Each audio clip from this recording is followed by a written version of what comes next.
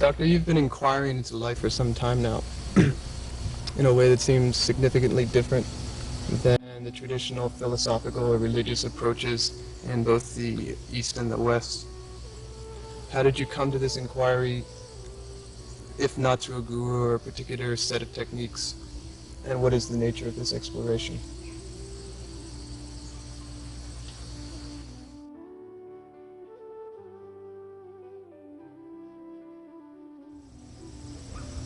But to my mind,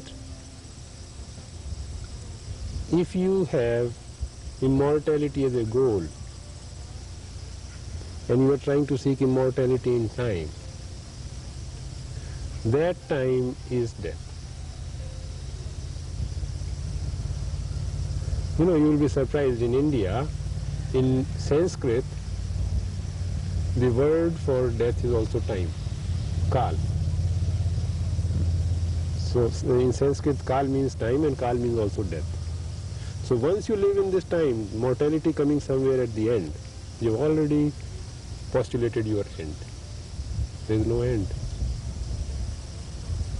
So even my feeling is people who have had this long life, longevity, centenarians, they have not had this longevity because they were working for this goal somewhere, but they were living their life fully, from moment to moment, without wondering, without thinking that they will live long or short. But once your mind is carrying the idea of immortality, then it must carry the idea of death inside. The opposite idea must be there. And therefore death must take place. If you are carrying the idea of health in your mind and trying to build health through one technique or other, even by wiping these memories, disease is there. So can you see what is to be done and you do it and you then start living? Wiping off the goal in the distant future. Then your body has started expressing freedom from aging, freedom from disease, and freedom from death. How far it will go, let us not worry about that. But if you are constantly anxious about the result, that anxiety is the death. It's going to take place. So the whole humanity is moving that way. Once we see the direction and we start moving on that, I am moving on that. My body may survive for another 10 years, 20 years or 30 years, 40 years, I do not know. It may survive for 100 years, 1000 years, doesn't matter. But so long as I see it clearly and I start moving on that, immortality becomes a fact for humanity. How far it will express in my body, it does not matter. It will express in subsequent generations. But the basis for immortality has to be laid in the present, not in the future. You have to start to learn to live in timelessness. And this energy of transformation is the energy of timelessness.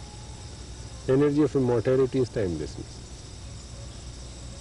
Energy of rejuvenation is timelessness. If you are living in the world of thought and division, aging must take place. You can slow it down. You cannot end it. But if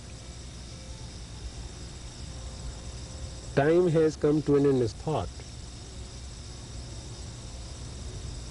mind is not wasting its energy on thought through conflict. And mind is expanding into this consciousness of unity with the whole universe. It's living in this unity of the universe as a fact. Not as a flash sometimes, not occasional glimpses sometimes, but as a, let me use the word, as a constant experience.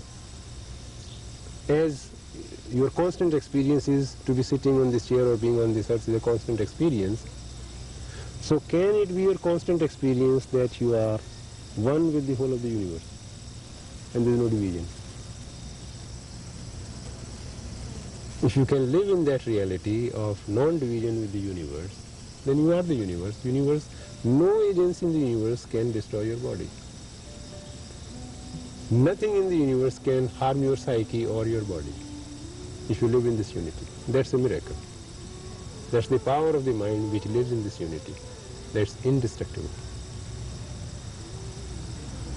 But you'll have to come to it by a conscious realization. It won't happen automatically. Even when you come in contact with this energy, this universal energy or energy of non-division or eternal energy, rejuvenation and immortality will not come as a byproduct, will not come by itself. You still have to work for it. And to work for it is to actually realize it in your day-to-day life. That means you will have to bridge the gap between this energy and the material and the mental universe. The mind and matter has to become a vehicle for this energy. Only when it starts manifesting on mind and matter, then immortality becomes a fact. Youthful vitality becomes a fact, because immortality could have two aspects. You might be having a long life, but you might still be looking an old person. So first will be rejuvenation, and then there will be immortality.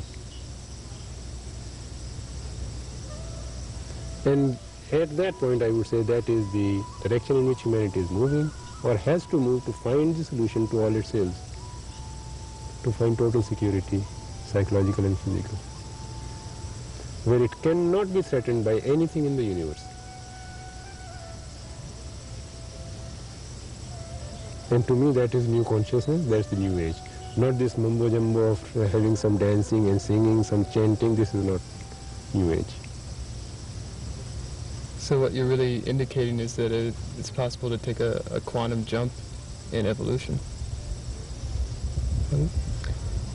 You're talking about a total transformation of the physical body. Yes.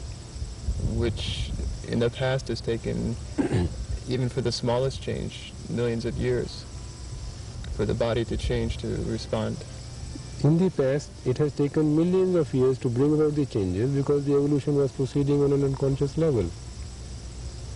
Now, with the conscious realization of what is taking place, it can be expedited and accelerated. So, conscious intelligence had not started manifesting in the universe, on this planet, in those times, and therefore it took a long time to evolve these forms.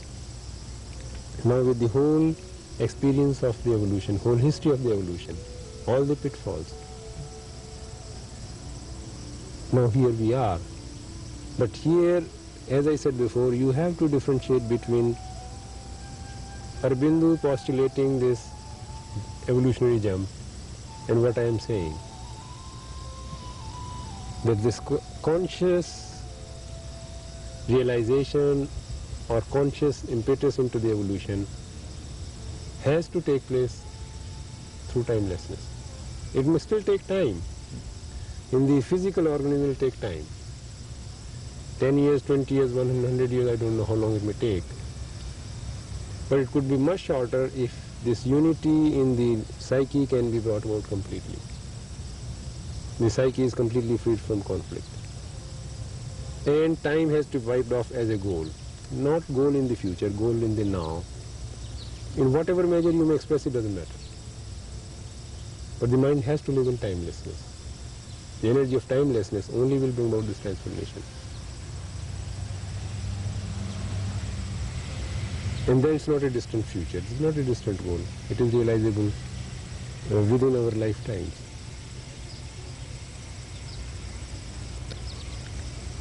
So death may become a thing of the past, but what so many religions, so many philosophies have gone into this area of death and created many ideas about death, rebirth, karma. What is death then? And is there any truth to any of these ideas? And how does it apply to this life that we're living?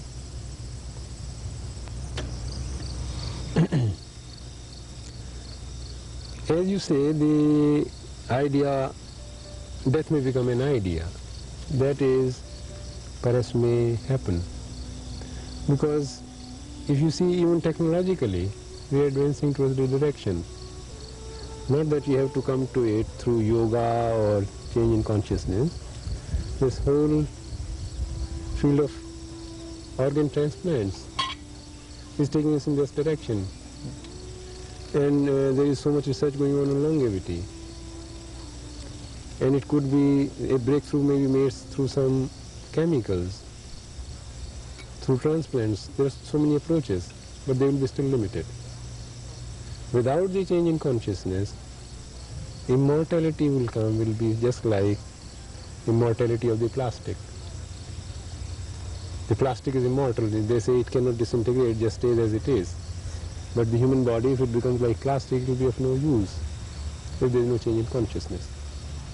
So we have to proceed from the change in consciousness and then to immortality of the body. Now,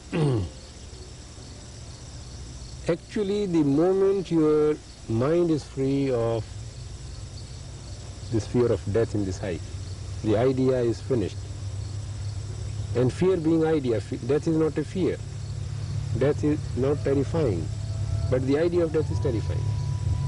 So when the mind is free of this fear of death, because no longer caught in the thought process, immortality has come on the intellectual level, on the psychic level it has come. But this immortality has to express further. And it will express further through the body when the deeper layers of memory will be erased, which harbor this conflict and fear of death, infection, disease. So that will have to be wiped off. And that immortality the mystics had. On the psychic level, the psychics, the saints, the yogis, they all had it. But now the question is to translate this immortality from the psyche onto the physical. This will take place only when the memory of all disease, all defective memory is wiped off from the psyche.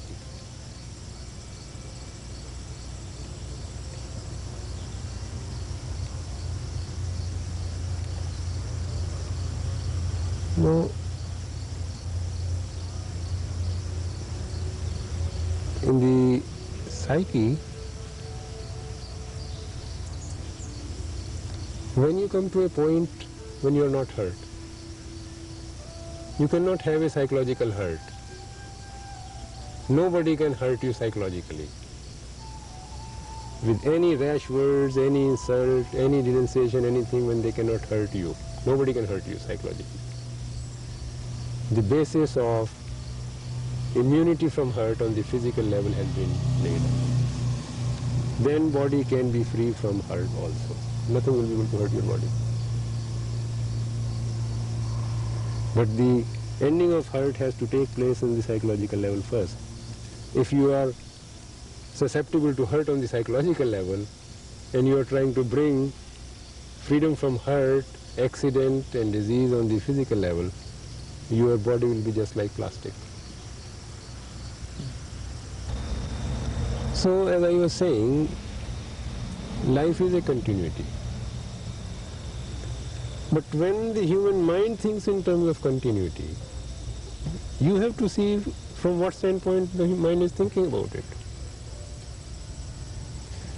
Whether the soul is some eternal principle which is continuing with all its beauty, with all its fragrance, it takes reincarnation and goes from reincarnation to another reincarnation, expressing the wholeness of life. Or it is some small collection of petty memories of jealousy, hate, violence, acquisitiveness, competition, collection of those memories which you call the soul, which reincarnates and repeats endlessly from one existence to another. So for most of us, when we are living such a petty, shoddy life of competition, hate, jealousy and violence, I think continuity must end. The problem is not whether the continuity is there or is not there, but the question is this continuity must end. And to postulate that in time a transformation will take place. In time, soul will undergo certain changes and break will take place. In time, modification will take place, but complete mutation or break cannot take place. This is one thing to understand. So this whole idea of reincarnation, there is some substance to it. Because after the death of the body, something survives, thought survives. Your tendencies, your memories, they survive. It's part of the collective consciousness. And they may get identified with one particular new body which is being born. And through that identification there is continuity. But to me, the real birth would be not identification of thought with a new body, but the creation of a new body through a universal mind, which is trying to express itself. So each body being expressed as an expression of this eternity, of this universal mind, which has no limits, which has beauty and fragrance. So that would be real reincarnation, real birth. And then the question comes whether this will continue. Point is, once the human mind has come to that point, it is deathless. And then real continuity or immortality will express. At the moment, what we are calling continuity is a continuation of fear, anxiety and tensions. I think that must end. And so seeking consolation in reincarnation and rebirth is silly, because what is going to be reborn? All your pettiness and jealousies. And I don't see, when I don't change today, what miracle is going to happen tomorrow that I'll change? How can I hope to change tomorrow? If I don't change in this birth, how will I change in the next birth? So if I'm seeking a hope in the next birth to bring about a change, why don't I change just now? So the human mind is using this reincarnation as a means of postponement. This is an idea which is being used as postponement. And I think the earlier we can free ourselves of this idea, the better, because it is hampering the movement of evolution. Every idea has validity. No idea is absolutely totally false when it is holding the psyche for so long. It has become part and parcel of the human psyche. And therefore, once it is part and parcel of the human psyche, you can't say it is false. It is not true. The question is how this idea is being used for stagnation. And therefore this idea must end, and let's find out true immortality and true eternity.